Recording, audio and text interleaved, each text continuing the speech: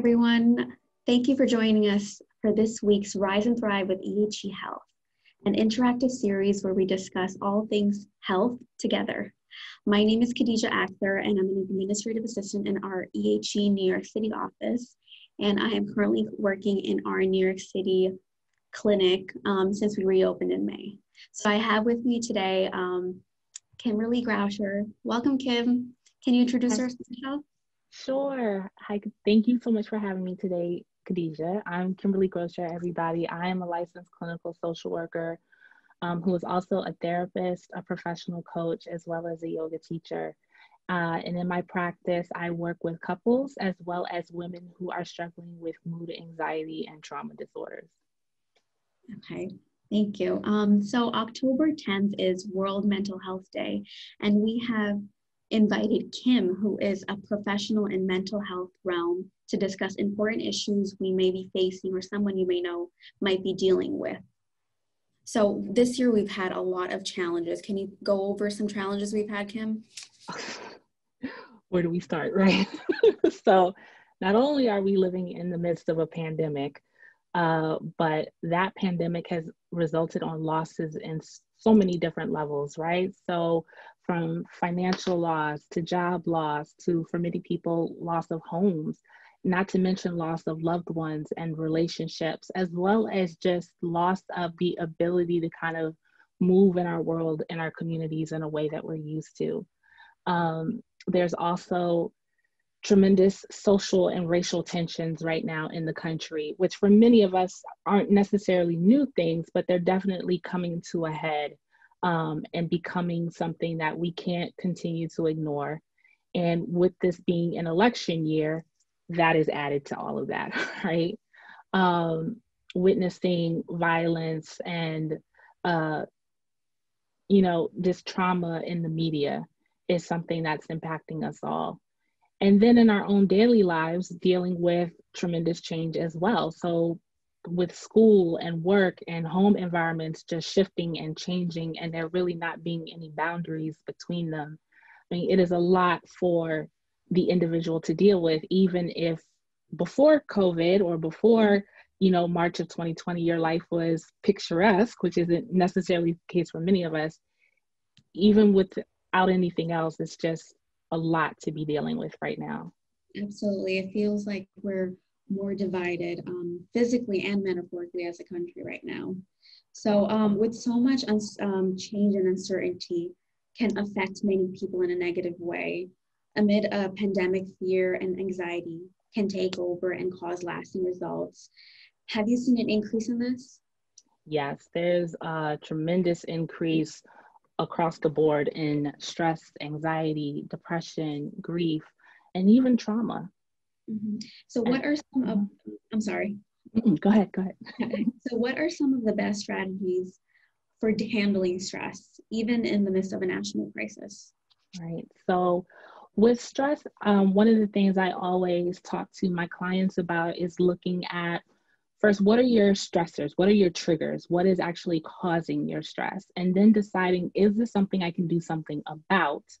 And if so, problem solving and figuring out ways to maybe mitigate or alleviate that stress. Or is this something that I don't necessarily have control over right now or can't change right now? And then it becomes a matter of employing like healthy coping mechanisms. And so some of those coping mechanisms can be self-care. And while self-care, yes, does involve some pampering and things like that, that's, what's often how we think about self-care, it's also basic needs like making sure you're eating, making sure you're taking time to have good quality meals, making sure you're getting enough rest, making sure you're not getting too much rest, because many people are struggling with getting too much sleep right now. And then there's also like being able to like physically move and things like that. Also, it looks like setting boundaries, right? So maybe stepping away from the TV screen, maybe setting time when, okay, work is over, school is over, and now this is kind of, my time or time for leisure. Turning off the news, right? Just kind of putting some boundaries on how much time you're engaging in these stressors if you don't have direct control over them.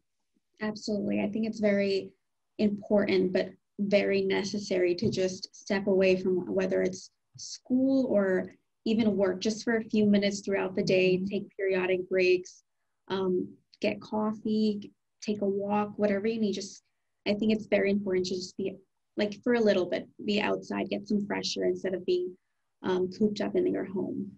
So, and also, if someone's anxiety, fear, and worry has been overwhelming lately, how can they help? How can they reduce it? Right. So some of that is also identifying what is causing that anxiety. What are those triggers or those stressors, right? And again, seeing what you can do about that. But then also focusing on what I explain to my clients as what's in your control. So often I'll use a diagram of like, okay, we have a big circle and then we have a little circle inside the big circle. And what's in the big circle are all the things that are out of our control. And that is where we tend to spend most of our time, ruminating, obsessing about things that really we can't do anything about. Instead, turning our focus and our energy to what's in our control, right? Because there are a lot of times things that we can control. And so if we start to put the majority of our energy and focus on that, that can help to start alleviate some of the anxiety and also empower us to make changes where we can.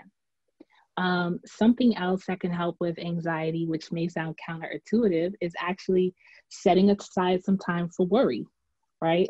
So a lot of times when we're dealing with worry or anxiety, we're pushing against it. Like we're putting as much energy into like pushing it away. And a lot of times that doesn't work, right? So setting aside 5 or 10 minutes, you can set a timer where you just allow yourself to be with the anxiety and be with the worry, not fight it, feel it, accept it.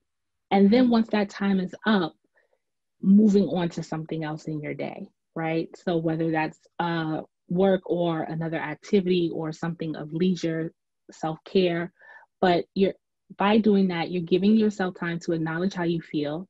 You're giving yourself time to be with it without pushing it away, but you're also not allowing yourself to drown in it or become consumed by it.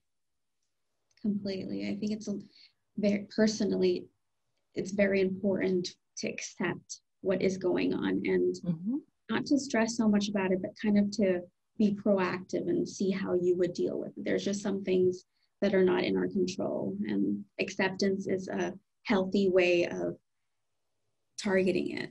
Exactly. So, and I also, it's very easy to feel overwhelmed and by helplessness and despair during these times. What would you suggest helping improve mood and ease depression?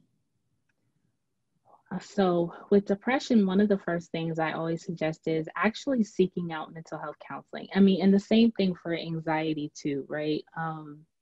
Or anything. It doesn't necessarily have to be a specific mental health issue for you to get some additional support. But I think with depression can look like so many other things, and it can really kind of sneak up on you. And depression looks different in everybody. So for somebody, it might be more physical aches and pains and things of that nature. For somebody else, it may be pervasive sadness, isolating, not wanting to engage in activities that, you previously enjoyed. So one of the things that you can do for depression is actually that, like engaging in something that brings you joy, that is not for productivity, not for work, not for accolades, but something that you just really enjoy and gives you some kind of respite. Also, coming up with a routine. A lot of this open-ended time that some of us have, not everybody has that right now, right? But where there's not a whole lot of structure is actually really helpful because we don't realize it. But as we go through our day, our minds are kind of attuned to like these mini little accomplishments that we've made throughout the day, right? And when we don't have that, it's easy for us to kind of start to become despondent or depressed. And so having a basic structure, knowing that you have something to look forward to, knowing that there's some kind of purpose to your day can also really help with some of that.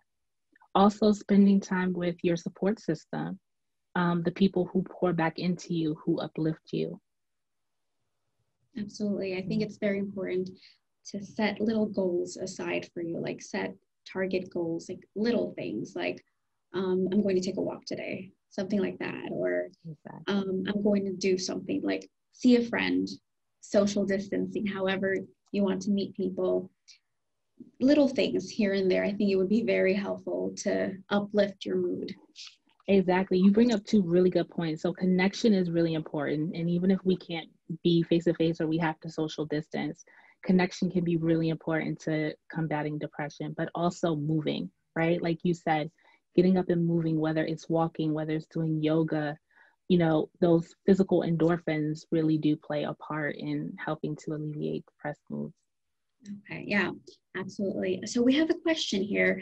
Mm-hmm. I've been working remotely since March and feel lonely and isolated often. How can I beat this feeling while also being healthy and safe?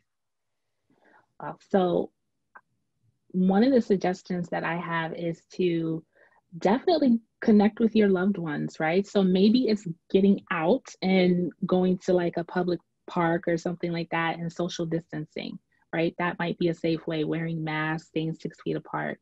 Maybe it's having a Zoom party with some of your friends, setting aside time weekly where you all get together and just chat and catch up and maybe have a meal together. I know people that are actually watching TV shows together. They're dating during COVID, having like virtual dates, right? So that's an option. And then phone and texting and things of that nature can also help. And so we have another question. I have noticed my worrying has affected my sleep and eating patterns. How can I reduce and get back on track? How can you reduce and get back on track? I just want to try. How can I reduce this and get back on track?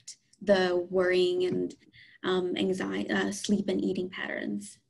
Right. So one way is to set a specific time that you want to go to bed each night, right? And do some preparation before that. So let an hour or so before you go to sleep actually be like a wind down period. So then you're also incorporating self-care.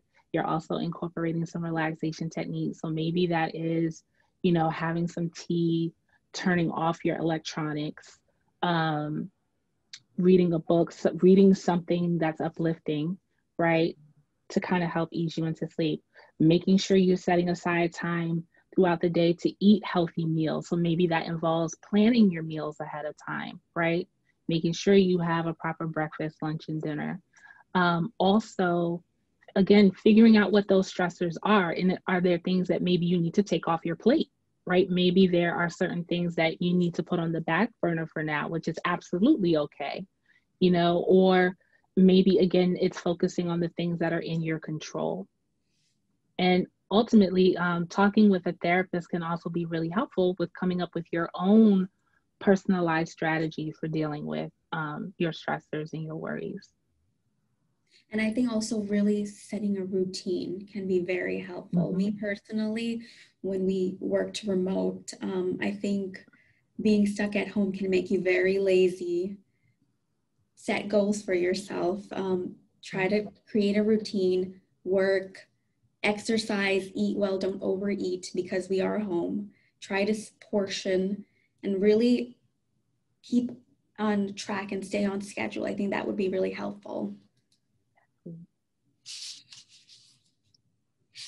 So we have another question as well. Okay. How can I approach a conversation with a loved one who might be having a tough time, but in a sensitive and acknowledging way?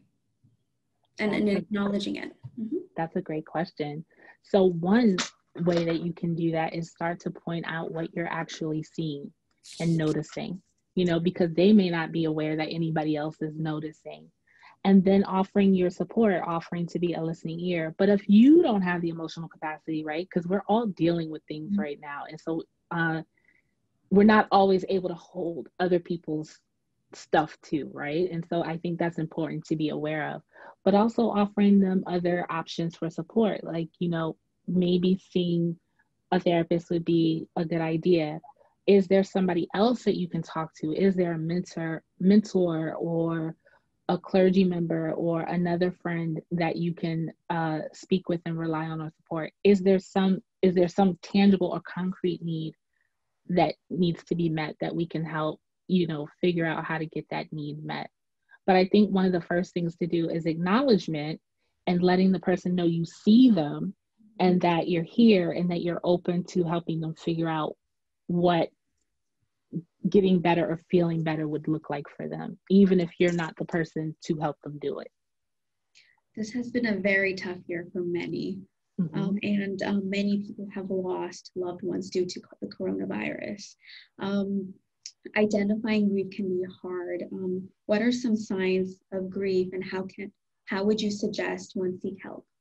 Right. So one of the first things I want to say is that grief is different from depression, right? And I think a lot of times people get them confused or use them interchangeably. And so grief is, while it's painful, it's not pleasant, it feels unfair, it's really a natural reaction to a loss, right? And so usually grief can show up a couple of different ways. It can show up as anger, it can show up as numbness, it can show up as extreme sadness. It can be all of these. It can be none of these, right? So sometimes grief is immediate and sometimes a grief reaction is delayed, right? And so I think one of the first things is letting yourself realize that you're in the grieving process and that it's okay, right? And then grief also often comes in waves, right? So sometimes it feels like you're getting better, whatever better is, but it's really not about getting better. It's about learning to live with the grief. And so there are times where, you know, you're on a high and it's okay and it's not as painful or it's easier to get through the day. And then there are times where there are lows where things are a little more difficult. And also, I think it's very important to be mindful that what you think grief is might not be the same for someone else. So it's very important not to project and question someone's grief because it might not be what you would experience. So I think it's also very important to respect someone's space and time and grief. Let them grieve the way they would want to be grief. Exactly. And on top of that, like you said, like there's not a specific timeline, right? So if you're still grieving, like actively grieving a few months after a loss, that's okay. You know, like you said, grief looks different for everybody and it doesn't fit into this neat box. And a lot of times the grief never really goes away. You just learn to live with it. Exactly. It's not about getting over it or forgetting. Exactly. Yep. And also, I've been hearing a lot about acute traumatic stress related to COVID-19. Can you explain what this is? Sure. So one of the first things to understand about trauma is anything that a person identifies as trauma. So what might be traumatic for one person might not be traumatic for another person. So again, just because maybe you're not experiencing COVID-19 as a traumatic situation doesn't mean that somebody else isn't. Again, trauma, like all the other issues we talked about, can show up a lot of different ways. It can look like hypervigilance and being really concerned about a traumatic incident. Trauma related to COVID can be around watching loved ones catch it. Maybe loved ones have died from it. Maybe, you know, experiencing the trauma of financial distress, extreme financial distress, or job loss around it. That can be traumatic for a lot of people. And so, again, depending upon what the trauma is related to COVID-19, it can look very different for a lot of people. One thing that we don't often talk about is how we embody trauma. So it can show up like irritability, like mood changes, mood shifts. It can actually incorporate depression and anxiety and things like that. But it also can manifest itself physically. So again, physical aches, pains, noticing different changes in your physical functioning can also be part of a trauma reaction. Absolutely. And a lot of the times, because of everything we've been experiencing, it has a lot of effect on our body, along with mental. Can you explain the relationship between the physical and mental health aspect of it? Absolutely. So they are related. We can't get away from them. And I think our society is really starting to understand, and maybe that's one of the opportunities of 2020, is that mental health is really starting to get the spotlight instead of the shame. that is often a corporate associated with it. So mental and physical health go together a couple of different ways. So physical health can actually cause mental health concerns. So thyroid issues, heart disease, heart issues can actually cause depression and other mental health concerns. Not to mention being diagnosed with, a chronic illness or terminal illness, there can be a mental health reaction. Also, because maybe you're experiencing depression or stress, it lowers your immune system. It also makes your body susceptible in other ways to physical illness, right? So somebody that is struggling with stress, anxiety, depression, and even grief might be more susceptible to mental illnesses than they would be if they weren't. So it's really important to make sure that we're addressing both domains when we're addressing our health. Yes, mind and body is one. Yes. So where can one access mental health services? So in New York City, I'm with a company, I represent a company called MindWorks, and MindWorks, we are a wellness community that was established earlier this year. And you can find out more information about our services at yourmindworks.com. And MindWorks offers therapy, coaching, movement, so meditation, yoga, Tai Chi type services, as well as nutrition and dietary consultation services, really getting like healthcare from the, again, bringing the mental and physical health together. Yes. That's one place. Yes. So in our New York City clinic, we're partnering with MindWorks and providing counseling services to our patients. So when you come in for your EHE exam, after you complete your exam, we will help you schedule an appointment with one of our MindWorks counselor. And after your appointment, you can see them and have a session. So where would one be able to receive services outside of New York if they were outside of New York? So there are a couple of different ways you can go about accessing services. One is if you have a primary care physician, or even if you don't, maybe connecting with a primary care doctor and asking for referrals or recommendations. Also asking maybe friends or family members who are seeing therapists, if you're comfortable. Also looking into local nonprofit organizations or community organizations. A lot of times they offer counseling services pro bono or at a lower fee. Also, if you have insurance, checking out your insurance company, calling them, asking for their directory of providers. There's also so many directories online. Psychology Today has one. There's Therapy for Black Girls. There's Zen Care in New York City and other areas of the country as well. So even just starting with a Google search can get you on your way. Thank you, Kim. So, and also it's very important we should remember to exercise and eat well. I think being at home really helps when you schedule that routine and really eat portion control, eat healthy, not the junk, and exercise. Absolutely. So thank you for joining us, Kim. I'm happy to be here. Were there any additional questions or anything else I could answer for you guys? Yes. We have another question.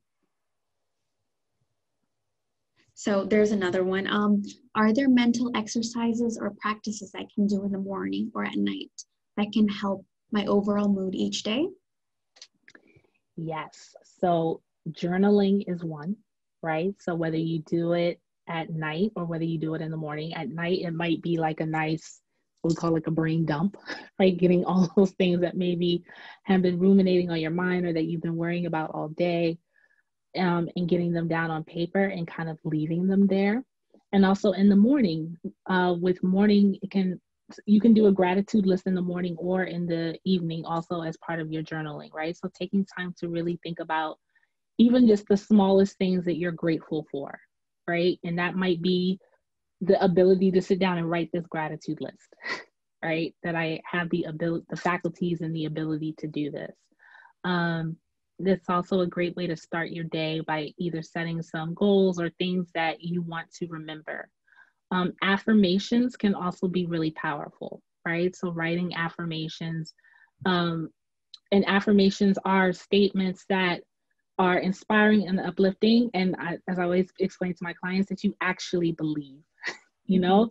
So setting an affirmation going into your day, such as, I have what it takes to deal with the things that come into my life today, So it's something that you're reminding yourself of, like, I can deal with this. I do have what it takes. I know what I need to do to take care of myself in this moment. That might be an affirmation.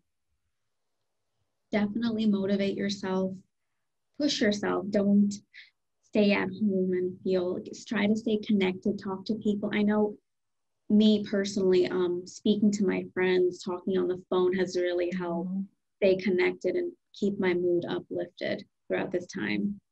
Yep, absolutely. Meditation is another one. I just want to say meditation is a great one. And there's so many apps and resources available now that you can use. Some of them you have to pay for, some are free. YouTube videos, and meditation comes in different forms. It can be a simple breathing meditation. It can also be a guided meditation if you're somebody that has trouble staying focused when you're trying to meditate. So listening to somebody else's voice kind of guiding you through a scenario can also be really helpful. Great. So we have another question. If you live alone, would getting a pet during this time perhaps help your sadness and loneliness? So I'm a little biased because I'm a pet lover, as you could probably see. So I would say yes. But I also would say to be aware of whether or not you're going to be able to really take care of that pet, right? So a lot of times people get pets and they're not able to really care for them, or after their life situation changes, like, are you still going to be able to take care of and nurture and be with this pet after the pandemic? I mean, lifestyles are going to change and things like that, and that's fine. But understanding that if you do choose to get a pet, it's a commitment for the life of the pet, right? So, but I do think it's helpful. And many of my clients who are single or who live alone or who are separated from their families right now have gotten pets, and they have told me that it's been life-changing for them. So I think if it's the right conditions and the right time for you and the right pet for you, it can be helpful. Absolutely. One of my friends actually got a dog during this pandemic, and I think it's definitely helped. She lives all the way by herself, completely alone in North Carolina. So I think it has helped her get through this time. She's away from family. Her parents are a lot older, so she doesn't feel comfortable coming back to see them. So definitely having a pet by her side has helped her. So thank you for that, Kim. So thank you for joining us, Kim. Thank you for all your insight. We really appreciate you coming here today. Thank you so much for having me. It was a pleasure. Thank you. I hope this was helpful. Yeah, definitely. So be sure to tune in next week for another episode of Rise and Thrive with EHE. Thank you for joining us.